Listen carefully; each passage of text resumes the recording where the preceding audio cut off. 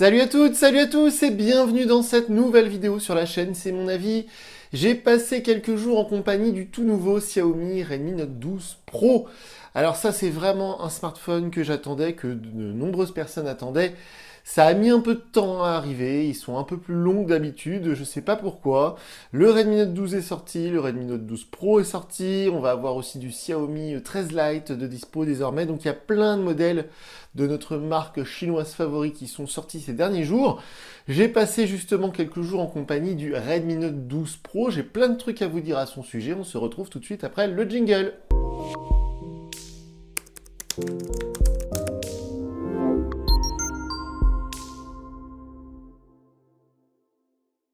Comme je vous le disais, j'ai donc passé quelques jours en compagnie du Redmi Note 12 Pro, un smartphone qui est proposé à 399 € et qui est dans un segment qui est très concurrentiel. En ce moment, c'est vraiment la guerre entre 300 et 400 €. Il y a beaucoup de choix possibles. Quasiment tous les constructeurs, sauf Oppo et Vivo et Realme, ont sorti leur modèle 2023 dans ce segment de marché, dans ce prix-là, entre 300 et 400 €. Et ce Redmi Note 12 Pro, contrairement à ce que j'avais pu dire dans certaines de mes vidéos, c'est pas un clone du Poco X5 Pro, mais c'est un très proche cousin. Je vais y revenir plusieurs fois dans la vidéo. Par avance, je m'excuse parce que je vais parler beaucoup du Poco X5 Pro, sans doute aussi d'autres modèles concurrents d'autres marques. Mais ce Redmi Note 12 Pro, en fait, il a des similitudes avec le cousin de chez Poco. Et vu qu'ils sont au même tarif, en tout cas à 20 € d'écart, on peut hésiter entre les deux. Donc c'est très important d'essayer de les départager. Alors comme d'habitude, je vais commencer par les points positifs, je vais terminer par les points négatifs, les choses que j'ai à lui reprocher. Alors pour vous spoiler un petit peu, honnêtement, j'ai adoré. On ne peut pas ne pas aimer utiliser un smartphone pareil, c'est un vrai régal. Honnêtement, c'est très très très très agréable d'utiliser un téléphone comme ça.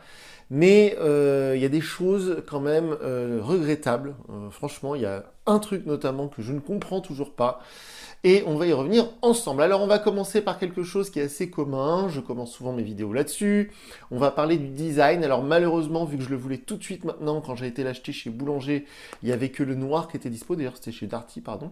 Et pour les autres coloris, il fallait attendre. Alors du coup, je l'ai pris en noir. Mais même en noir, je le trouve hyper classe, hyper beau. Plus beau que le Poco X5 Pro, pour le coup, c'est beaucoup plus élégant. Ce dos complètement glossy, moi, c'est pas sans me rappeler, par exemple, le Xiaomi, alors c'était le Mi 8 Lite, il y a quelques années, qui était comme ça, tout glossy, effet miroir, hein, c'est un vrai miroir. Moi, je trouve ça très joli, j'aime beaucoup ce design. C'est fin, c'est léger, on est à 190 grammes de mémoire. Alors c'est très très grand, hein. Par contre il faut aimer les grands smartphones. D'une main c'est assez compliqué, mais par contre je vais y revenir après, mais ce gigantesque écran AMOLED, c'est un vrai régal, et donc du coup bon bah fallait un grand téléphone. Donc ça franchement, moi je suis fan absolu du design, hein. C'est très réussi, j'aime beaucoup, c'est simple, c'est élégant, moi j'adore. Ça y est, je trouve qu'ils reviennent un peu à leur, on va dire, à leurs premiers amours chez Xiaomi, vous savez, avec des téléphones un peu glossy, un peu clinquants, parce que ces derniers temps, c'était justement un peu tristoun. Dans la liste des plus, juste après ce design, j'ai immédiatement mis le chargeur 67 watts. Alors, pourquoi? Déjà d'une, parce que tous les concurrents, pardon, n'ont pas un chargeur qui est fourni dans la boîte. Donc ça, c'est très important parce qu'un chargeur 67 watts USB-C, c'est 40 ou 50 €. Donc l'air de rien, c'est un beau cadeau. Alors si vous avez déjà le Redmi Note 11 Pro ou le Redmi Note 11T, enfin le Xiaomi 11T, enfin si vous avez un autre modèle et qui vous avez déjà offert un chargeur l'année dernière, bon bah oui, ça vous fait une petite collection de chargeurs, donc c'est pas très important pour vous, je le comprends. Mais quelqu'un qui vient d'un autre modèle, par exemple d'un Redmi Note 8 ou que sais-je encore, il va être content parce que déjà il n'a pas besoin d'en acheter un. Et en plus, le chargeur fourni dans la boîte est assez puissant pour profiter à 100% de la capacité de recharge du téléphone. Le téléphone, il est équipé d'une batterie 5000 mAh, et avec cette puissance de recharge à 67 watts, j'ai pu constater des chiffres qui sont hallucinants. On prend 15% de charge en 5 minutes seulement. On prend 30% en 10 minutes et on prend 60% en 20 minutes, etc., etc. Ça va super vite et ça, c'est super pratique. Si jamais vous avez oublié de le recharger, si jamais, je sais pas moi, vous étiez pas chez vous, vous étiez en voyage ou que sais-je encore, vous trouvez une prise électrique, vous branchez votre chargeur, bon le chargeur est un peu gros hein, pour le coup, mais vous reprenez, en 20 minutes, vous reprenez 60%. C'est génial et c'est un énorme avantage comparé à certains concurrents. Le Samsung Galaxy A34 que je viens de tester, il n'a pas de chargeur fourni et même s'il en avait un, il ne prend que 30 watts ou 20 watts même je crois. Donc c'est vrai que voilà, le Honor Magic 5 Lite par exemple, le Pixel 6a de l'année dernière, tous ces smartphones n'ont pas de chargeur fourni et en plus ne prennent pas aussi fort en recharge, donc c'est vraiment un gros avantage. Dans la liste des plus, j'ai mis des petites choses toutes bêtes, mais que j'aime bien rappeler quand même. Il est certifié IP67, donc il est étanche, on peut l'immerger dans l'eau, on peut le faire tomber dans la piscine, ça ne craint rien. Quasiment tous les concurrents dans ces prix-là le sont, mais je voulais le rappeler. L'écran est traité Gorilla Glass 5, et en plus, il y avait une protection appliquée dessus. Donc là, vraiment, vous êtes tranquille niveau rayure. En plus de ça, il y a un haut-parleur stéréo, et ça, c'est le genre de choses que j'adore. Dans ces prix-là, c'est indispensable, même si le Honor Magic 5 Lite n'avait pas de haut-parleur stéréo, mais sinon, tous les téléphones dans ces prix-là en ont un. C'est-à-dire que le son, il sort en bas et il sort en haut du téléphone. C'est très puissant, ça marche très bien, c'est très agréable quand on joue à un jeu, quand on regarde un film, on sent bien l'effet stéréo, c'est super. Et ensuite, on va passer un petit peu plus dans le vif du sujet avec les performances. Alors là, c'est très important parce que ce Redmi Note 12 Pro, il est équipé d'un processeur MediaTek Dimensity 1080, alors que son très proche cousin, le Poco X5 Pro, avait un processeur Qualcomm Snapdragon. Et j'avais adoré le Poco X5 Pro, notamment pour ses performances. Le X4 Pro l'année dernière était aussi très très bon. Et ce processeur-là, je le connais bien parce qu'il était dans le Samsung Galaxy A34 que j'ai testé la semaine dernière.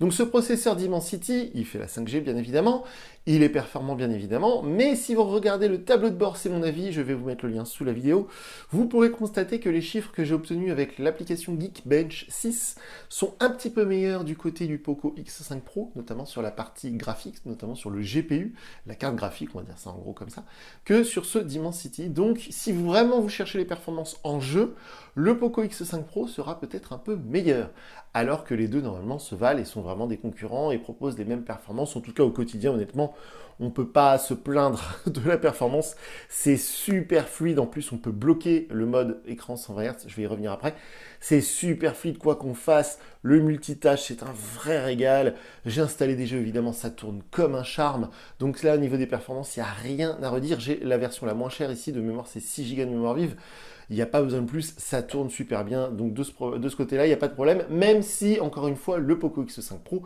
donnait de tout petits, des différences comme ça, un peu meilleures côté GPU, côté test sur la puce graphique. Alors, donc on parlait de l'écran c'est un régal, c'est magnifique, et alors ce qui est dingue, c'est qu'il y a une semaine encore, j'avais le Samsung Galaxy A34, qui est le concurrent direct, qui a un écran AMOLED 120 Hz également, et ben l'écran de ce Xiaomi Redmi Note 12 Pro est bien meilleur. À l'œil nu, c'est beaucoup plus beau, c'est beaucoup plus agréable. Alors je pense que c'est la manière dont Xiaomi règle les écrans. Donc peut-être que les vrais fans de photos vont dire ouais, c'est pas des vrais rouges, c'est pas du vrai bleu, c'est des couleurs qui sont saturées, blablabla. Peut-être, mais franchement, à l'œil nu, quand on utilise le téléphone, c'est magnifique. Quoi qu'on fasse, c'est super beau. Le mode sombre, c'est noir, intense de ouf. Enfin, et tout est très réussi à mon avis au niveau de l'écran et de l'interface qui donne cette impression de précision, de rapidité, de fluidité. Et donc comme je le disais, on peut bloquer le mode 100 Hz sur l'écran. Donc ça c'est quelque chose que j'apprécie énormément parce que autant avoir des possibilités technologiques, donc la résolution, le rafraîchissement, autant pouvoir en profiter parce que quand on a un téléphone et puis qu'on est obligé de baisser le taux de rafraîchissement pour gagner en autonomie, c'est un peu ballot. Là on peut mettre 100 Hz, c'est très très cool. Et enfin du côté des plus, évidemment, il y a cette excellente interface Xiaomi qui s'appelle MIUI 14. C'est la même sur le Poco X5 Pro, donc ça il n'y a aucun souci de ce côté-là. Ça marche très bien, c'est super fluide, il y a des mises à jour, il y a des petites animations partout. Pour moi, c'est la meilleure avec One UI chez Samsung. On est vraiment kiff-kiff, mais c'est assez différent. La philosophie est assez différente. On sent une sorte d'héritage, parce que les MIUI, c'est vieux, hein, ça commence à devenir vieux. Je me demande s'ils ne sont pas à 10 ans de MIUI. Ça commence vraiment à dater. Mais justement, il y a plein de petites choses qu'on retrouve, des petits détails, quand on supprime une appli, une petite animation sympa, etc. Et ils sont à des années-lumière devant ColorOS de chez Oppo, devant Magic UI de chez Honor. Il n'y a que l'interface Google Pixel qui va être devant parce qu'ils sont encore plus modernes. One UI chez Samsung est très bon, mais assez différent, un peu plus classique, un peu plus pour les, on va dire pour les gens matures. Moi, je suis un peu vieux. La One UI chez Samsung, je la trouve très bien, de mieux en mieux en tout cas. Et c'est vrai que pour un jeune, cette MIUI 14, c'est un régal. Donc ça marche très bien et je l'ai mis dans les plus parce que justement, quand on compare ce téléphone au Honor Magic 5 Lite par exemple, qui est très bon, que j'ai beaucoup apprécié, bah honnêtement, sur les interfaces, il n'y a pas photo. Donc pour moi, ça fait partie des plus. Et alors justement, en parlant des plus, il y a deux choses là, voilà. Les photos et l'autonomie. Donc en fait, les photos, elles sont pas mauvaises. Il y a un capteur stabilisé optiquement, donc ça c'est très important, de 50 mégapixels. Et quand on regarde la fiche technique, et quand on regarde la communication et le marketing de la part de Xiaomi, on se dit qu'ils ont voulu justement différencier ce Redmi Note 12 Pro par rapport au Poco X5 Pro sur la partie photo. Et en fait, le problème, alors comme d'habitude sous la vidéo, je vous mets le lien vers ma galerie Google Photos, mais j'ai pris énormément de photos ce week-end, j'ai fait plein de trucs en intérieur, en extérieur, etc. Et en fait, le problème, c'est que je trouve que les photos du capteur 108 mégapixels du Poco X5 Pro étaient presque un peu meilleures. En tout cas, elles n'étaient pas moins bonnes. Et j'ai quelques photos, vous verrez, par exemple en intérieur, où il y a un problème de focus. En fait, le software ne fait pas le focus sur le bon sujet. Par exemple, on prend en photo un bouquet de fleurs, et en fait, le focus va se faire sur le mur qui est derrière le bouquet de fleurs. Donc ça, j'ai eu le cas plusieurs fois, c'est un peu dommage. Est-ce que c'est lié au capteur 50 mégapixels Sony? Je ne pense pas, mais du coup, bah, c'est lié au téléphone, hein. Moi, je juge le téléphone quand je l'utilise. Et du coup, il y a un capteur ultra grand angle qui est dégueulasse. Pardon, il n'y a pas d'autre mot, vous pourrez voir les photos. Mais quand on prend une photo, que ce soit en intérieur, en extérieur, même avec beaucoup de lumière, le capteur, pardon, je suis un peu enrhumé, le capteur ultra grand angle, il donne un résultat affreux. C'est franchement moche. Donc c'est un peu décevant sur un téléphone à 400 euros.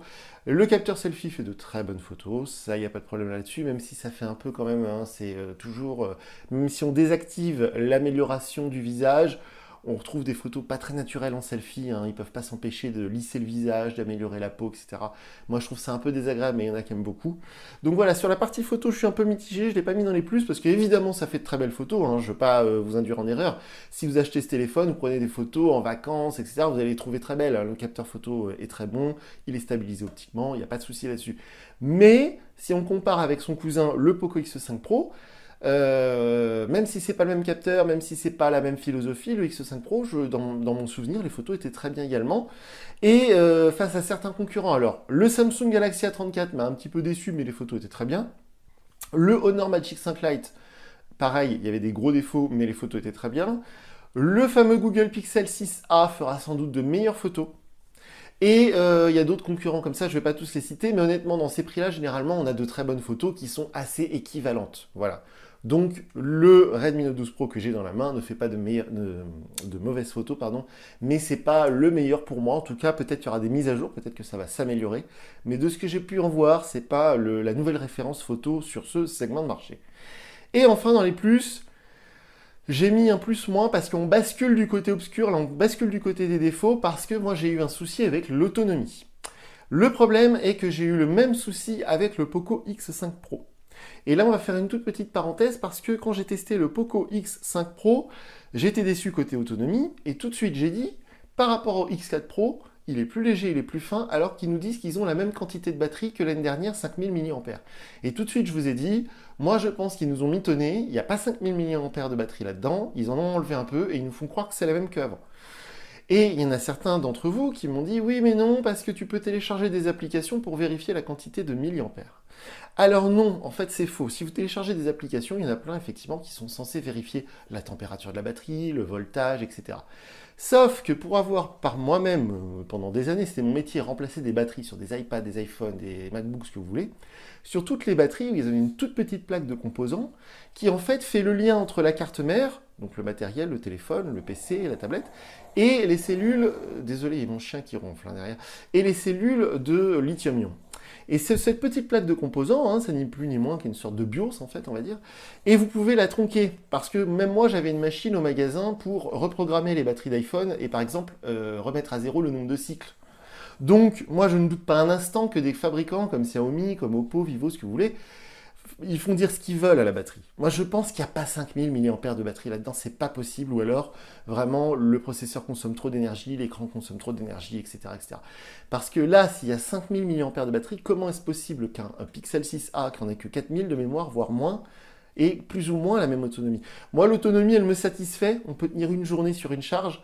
Et comme je vous l'ai dit en début de vidéo, il y a ce chargeur 67 watts qui fait que vous prenez 50% en 15 minutes, quoi. Donc l'autonomie, pour moi, elle me suffit. Moi, je suis un utilisateur iPhone, je recharge mon téléphone tous les soirs. J'ai jamais eu l'objectif de tenir une semaine sur batterie. Mais quand je vois ce que faisait le Poco X5 Pro et celui-ci, pour moi, c'est exactement la même autonomie, même si c'est pas le même processeur. Et c'est moins bon qu'un Samsung A34, c'est moins bon qu'un Honor Magic 5 Lite, c'est moins bon que, vous voyez, il y a beaucoup de téléphones dans ces prix-là qui vous proposeront une meilleure autonomie. C'est pas grave, mais je ne l'ai pas mis dans les plus parce que quand j'ai testé ce téléphone, là, je l'ai gardé avec moi pendant 3 jours, je l'ai utilisé vraiment fort, hein, GPS, photos, des jeux, machin bidule, et il n'y a aucun moment où je me suis dit, waouh, j'ai perdu qu'1%. Au contraire, il y a un moment, ça faisait 1 heure que je roulais sur la route, j'ai regardé, j'avais déjà perdu 15-20%. Je me dis, waouh, j'ai perdu 20%. Donc voilà, vous voyez, c'est pour ça que je dis que l'autonomie, c'est pas mauvais, mais c'est pas ce qui se fait de mieux.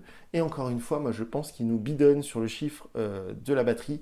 Il n'y a pas 5000 mAh, et s'ils avaient été plus honnêtes, ils nous diraient il y a 4000, je dirais bah, l'autonomie est très bonne. Voilà, donc c'est pour ça que c'est un peu bizarre. Et on termine par les points négatifs, les choses que j'ai à reprocher au téléphone. Donc, le principal problème, mon principal reproche, c'est vraiment le fait que ce smartphone sorti je l'ai acheté le 24, je crois, le 24 mars 2023, on est toujours sur Android 12. Mais comment c'est possible? L'année dernière, j'ai râlé toute l'année contre Oppo et Vivo qui nous ont fait ça sur tous leurs téléphones ou presque, sauf les modèles à 1500 balles. Et là, Xiaomi, ils nous font pareil cette année. Tous les téléphones qu'ils ont sortis depuis le début d'année, même chez Poco, c'est du Android 12. Comment c'est possible? Même des marques, des petites marques, l'autre jour j'ai testé je ne sais plus quelle marque de seconde zone, était déjà Android 13. Comment ils peuvent sortir des téléphones Android 12? C'est incroyable, je ne comprends pas. C'est un vrai gros défaut quand on compare aux concurrents. Évidemment, le Google Pixel 6a, mais aussi le Samsung A34, mais aussi plein d'autres téléphones dans ces prix-là, sont d'origine, d'office, fournis avec Android 13. Et en plus de ça, le problème, c'est que moi, je pense que c'est pas un problème de possibilité, c'est pas un problème d'ingénieur, c'est pas un problème de moyens, c'est un problème marketing. Moi, je pense que Xiaomi, ils sont dans une drôle d'optique parce que si on met 100 € de plus, là, aujourd'hui, maintenant, en mars 2023, vous allez chez Darty, au lieu de prendre le Redmi Note 12 Pro, vous mettez 100 € de plus, vous avez le nouveau Xiaomi 13 Lite. Et bien, le nouveau Xiaomi 13 Lite, il est Android 13. Donc, moi, je pense que c'est purement marketing, c'est purement commercial, et ça me pose un vrai problème. Donc c'est pour ça que je l'ai mis dans les moins, c'est vraiment pour moi le défaut principal. Aussi, on peut noter qu'il y a quand même une quinzaine d'applications sponsorisées préinstallées quand on allume le téléphone pour la première fois. Vu qu'en ce moment, je teste quasiment que les téléphones vers les 300-400 €, bah, c'est le record man, malheureusement, c'est un record négatif. J'avais jamais eu autant d'applis sponsorisées sur un téléphone à 400 €. Aussi, j'adore le Always On Display que nous permet un écran AMOLED comme celui-ci. Vous voyez, c'est cette fonctionnalité, j'espère que vous allez pouvoir le voir, qui fait que les informations restent en permanence affichées à l'écran. Mais le problème de ce Always On Display, encore une fois, pour des raisons commerciales, Xiaomi a décidé de le limiter à 10 secondes. On ne peut pas le mettre en permanence. Si vous voulez l'avoir en permanence, il faut mettre 100 € de plus, il faut aller sur le Xiaomi 13 Lite. Encore une fois, commercial. Et enfin, je termine que le lecteur d'empreintes, il est sur le bouton Power On-Off ici sur le côté, alors que quasiment tous les concurrents dans ces prix-là maintenant, c'est sous l'écran. Le Honor Magic 5 Lite, le Samsung Galaxy A34, le Google Pixel 6a et j'en passe, ils ont le lecteur d'empreintes sous l'écran. Xiaomi Poco, il reste sur le côté. Alors je sais que beaucoup d'entre vous adorent les verres trempés et me disent oui, mais alors quand on met un verre trempé, ça marche pas très bien. Ouais, mais du coup, ça fait quand même vachement moins classe. Donc voilà, c'est pour ça que je l'ai marqué dans mes petits mois. Alors, tout cela étant dit, moi je lui donne quand même 9 sur 10. Alors ça c'est assez surprenant, j'imagine, vous vous demandez pourquoi. Parce que malgré tous ces défauts, ou en tout cas toutes ces choses assez incohérentes, eh ben c'est un super smartphone. J'adore l'utiliser, c'est un vrai régal, c'est beau, c'est fluide, ça marche bien, c'est génial. S'il y avait Android 13, on serait à 9,5. Et si on avait aussi un lecteur d'empreintes sous l'écran, on serait à 10 sur 10. Hein. Franchement, voilà, c'est dans cette philosophie, cette optique, cette idée. C'est-à-dire qu'on était quand même pas loin de la perfection. Les photos, il y a un petit souci quand même. J'espère que ça va être réglé avec des mises à jour. Le capteur ultra grand angle, encore une fois, il sert à rien parce que le résultat avec est franchement pas beau. Mais tout le reste est très réussi, quoi. Hein. C'est un très bon smartphone. Si vous regardez cette vidéo parce que vous hésitiez à l'acheter, oh, vous ne serez pas déçus. Franchement, vous ne serez pas déçus. Alors, le seul problème, on va dire, en fait, c'est qu'il y a de la concurrence. C'est-à-dire qu'il y a quelques années, quand Poco arrivait avec le Pocophone F1 ou même le F3 il y a 2 ans, quand Xiaomi arrivait avec du Redmi Note 7 il y a quelques années, bah, ils n'avaient pas de concurrence. Donc du coup, tout de suite, c'était facile. Maintenant, alors que Oppo et Vivo n'ont pas encore sorti leur smartphone dans cette gamme-là, hein, je précise. Mais tous les autres concurrents, donc le coréen Samsung, le chinois Motorola, le chinois Honor, tout le monde s'est réveillé et tout le monde fait de très bons produits dans ces prix-là. Et puis les Américains de Google, ils ont quand même cassé le game, hein, comme dirait l'autre. Voilà. Donc c'est ça le problème en fait, hein. Mais encore une fois, Redmi Note 12 Pro pour moi c'est très réussi, très bon smartphone, des problèmes, des choses que j'ai à lui reprocher, des choses que je ne comprends pas, mais ça en fait pas un téléphone raté quoi. Et j'en termine en disant que par exemple le Honor Magic 5 Lite, qui avait d'énormes défauts, pas de haut-parleur stéréo, pas d'étanchéité, pas de Gorilla Glass, ben, c'est pareil, il m'avait laissé un bon feeling. Quand j'y repensais quelques jours après, je me suis dit putain j'ai bien aimé ce téléphone. Ben là c'est un peu pareil, c'est-à-dire que quand on regarde la fiche technique, peut-être que le Poco X5 Pro est un meilleur rapport qualité-prix, en plus il est vendu un peu moins cher. Et bah, au final, je me demande si je préfère pas ce Redmi Note 12 Pro. Donc c'est, vous voyez, c'est un peu illogique, c'est un peu irrationnel, mais bon, c'est pour ça que je teste des téléphones, c'est pour voir en vrai ce que ça donne quand on l'a dans la main, quand on l'utilise, parce que la fiche technique ne fait pas tout. Donc si vous avez des questions, comme d'habitude, je rappelle que je ne lis pas les commentaires YouTube, mais je vous encourage à échanger entre vous dans les commentaires, c'est fait pour ça. Et sinon, si vous voulez vraiment me poser une question, n'hésitez pas, sous la vidéo, je vous mets le lien vers mes comptes Twitter. Et donc voilà pour le test de ce Xiaomi Redmi Note 12 Pro. Moi, je vais aller me moucher et je vous dis à très bientôt pour une nouvelle vidéo sur la chaîne. Salut!